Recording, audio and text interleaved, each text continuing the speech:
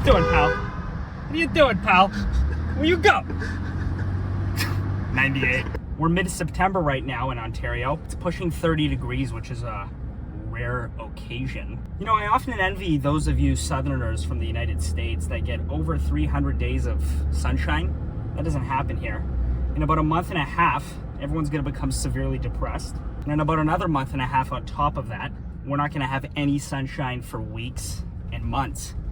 Which is why we're trying to get out the content and wear our sunglasses and t-shirts while we still can. And most importantly, look at the beautiful cars and drive the 98. Does it look like a sponsor?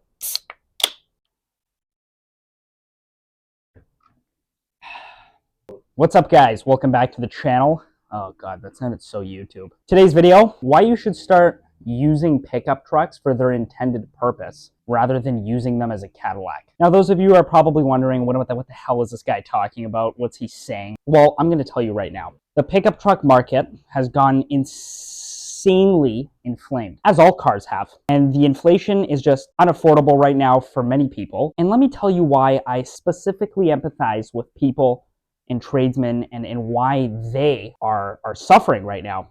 Everyone is, but they are too. Pickup trucks.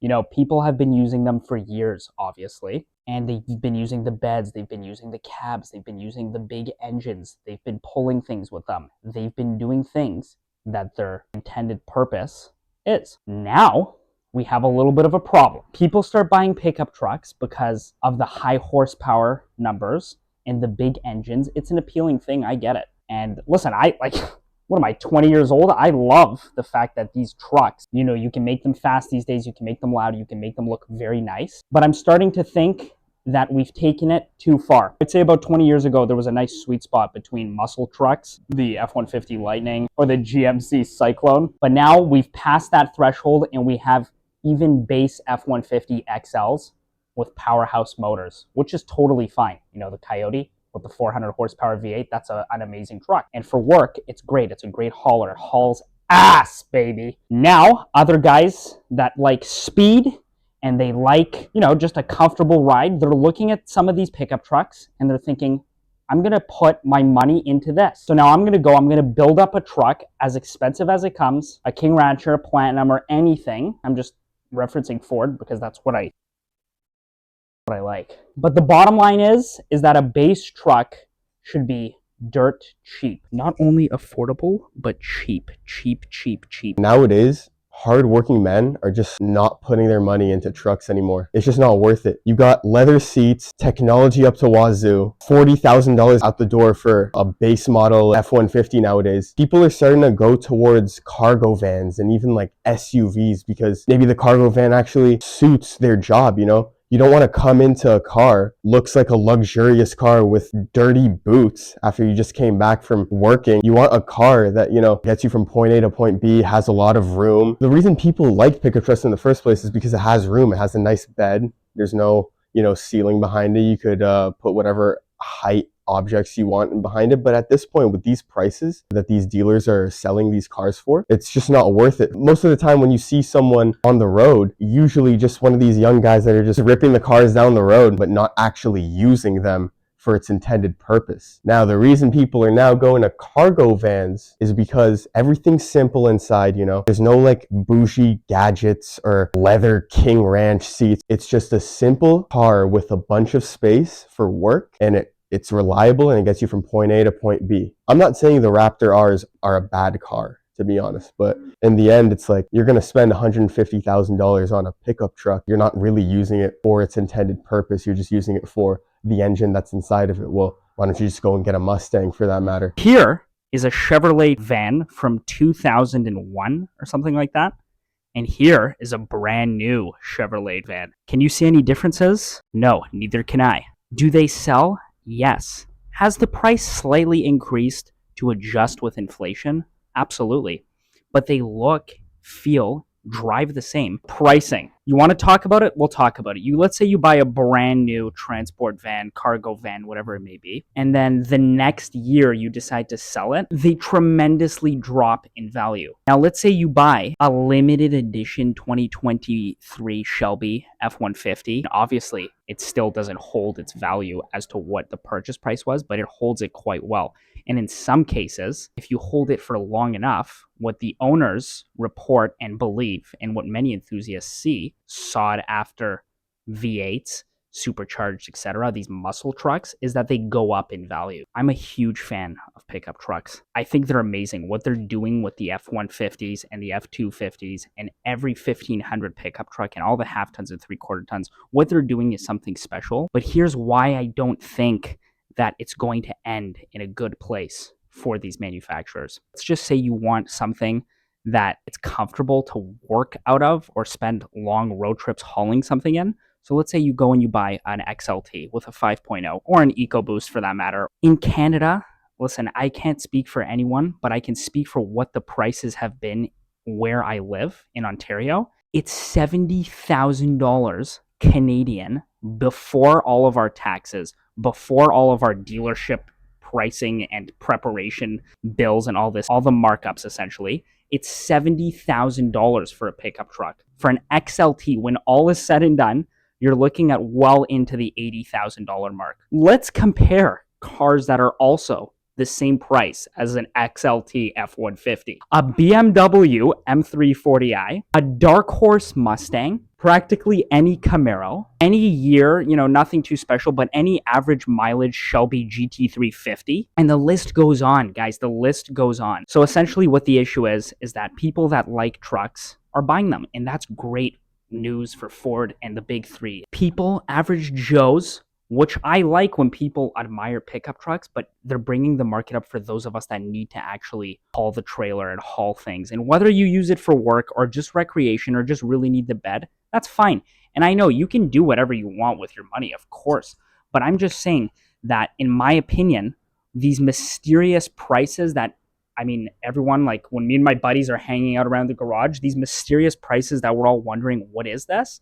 I think this has a major part. If Ford saw that everyone's refusing to spend tens of thousands of dollars, like 70,000+ on pickup trucks, they would do something to cut back costs. Now what they do is with the base F-150, they say more bang for your buck. So now they introduce the digital screen and the digital tachometers and the digital gauges is now stock. It's standard, as opposed to where that was an option.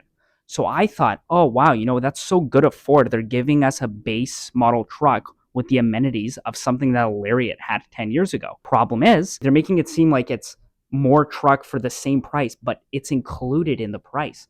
They're saying, oh, we're going to give you a $5,000 option, but it's reflected in the price. Pre-24s were about $5,000 cheaper. Now they're $5,000 more expensive. Why? Oh, maybe because we have a fully loaded XL, whether we like it or not. This isn't a video about hating on the modern day truck necessarily. Like, we're not denying the fact that nowadays we have trucks that are absolute beasts, like our gasoline and diesel trucks, like the Rams and the F-150s. They're not bad trucks inherently. They're just overpriced for no good reason. I don't want Ford to put a wraparound iPad in front of my gauge and for them to mark up the price of a base F-150 just because of that. Especially in this day and age with inflation and all that, they don't want to spend more money than they should. We've honestly been discussing like a theory maybe. They're trying to push all this technology into these pickup trucks and these working trucks in order to make the transition to electric pickup trucks smoother. Electric pickup trucks are a terrible idea. They can flex the range all they want, all this 500 miles on a full charge. The second you hook something up to the back of that truck, that range is plummeting all the way down. And that's something that they won't talk about at all. Everyone has something different that they're hauling. It could be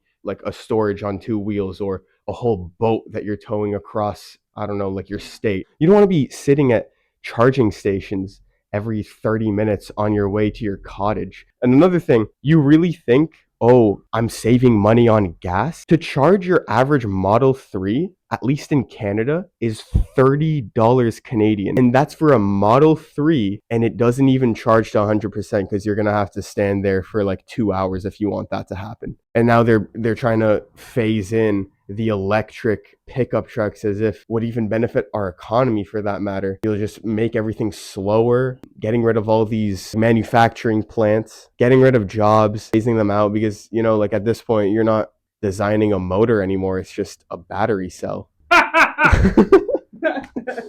Ford by no means is a bad company. It's a great company. They dominate the pickup truck industry. When you're a player that's dominating this industry, whatever you do and whatever plans you want to execute in the future is what everyone else is going to kind of follow. And if you're really going to transition into this electrified, high technology, bougie, hybrid, all this nonsense that a pickup truck shouldn't need and doesn't need. First off, everyone's going to follow you. And we all know when everyone follows you in that electric space, you have people from other countries, obviously China, they're going to do it better than you. If that becomes the norm, if electric pickup trucks become the norm, Ford will no longer be the pioneer. They've been killing it with the engines and they should keep it that way. And they should revert this track that they're going through with this electrifying and this technological abundance in their pickup trucks. This is essentially what it is. There's no slander necessary.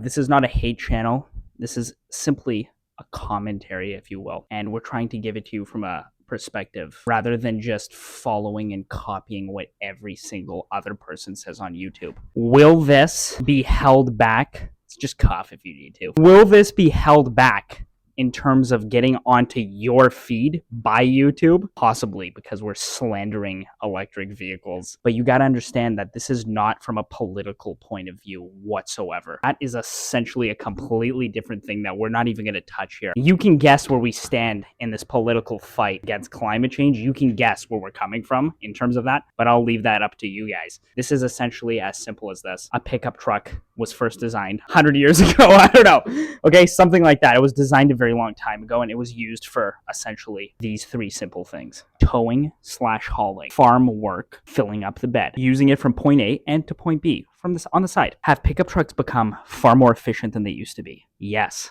Is that good? Yes. Have they become more stylish? I like the way they look now. I'm a classic guy. I also love the way the square bodies look too. And bull noses, as if we mentioned bull nose 1,000 times on this channel. I think we have. So the styling, it's going places. I don't mind where it's at right now. Issue is that the affordability is insane.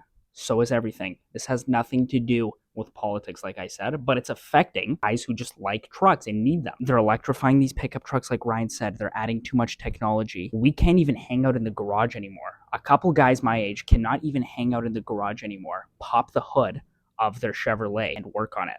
Can't even do that. You can't even do that anymore because there's so much technology. Look at like a smart car. I know this is a complete opposite of a pickup truck. I think it was my grandfather that said this, but he was working on a smart car once, or a mini coupe, one of those stupid cars. And when you take out the battery, it puts it in limp mode, and it's stupid, okay? So they're also starving the DIY / at-home mechanic / guy who actually knows what he's doing with motors but can't do it anymore because of the electrification and the technology. How do we fix this? I have no idea. I think right now what I'm doing, because I'm just a 20-year-old, I mean, I like the fact that these are high-powered cars. I like that I can get in an F-150 and I can smoke some sedan at a red light. That's very fun. And I also like that I can tow things with it.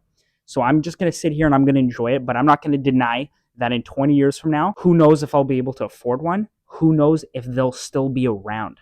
Right now, we're living in the perfect era of trucks. Despite the pricing, these trucks have become something that no one could have ever imagined, in my opinion. And one more thing I'd like to mention, the bed length and sizes have gone down over the years. If that isn't a perfect example that people are buying trucks for the different reasons that their intended purpose is, then I don't know what is. As always, guys, thanks for sticking through the video. You know, I think we covered the points pretty well. I just want to reiterate, there's an email down below. It's our email. If you guys are in the Toronto / GTA area and you have any classic car and you want it to be reviewed by us and have it be on our channel, we'll do it for free. Feel free to email us anything you want to say to us without it being in the comments. You could use our email. We'll reply to you probably. And yeah.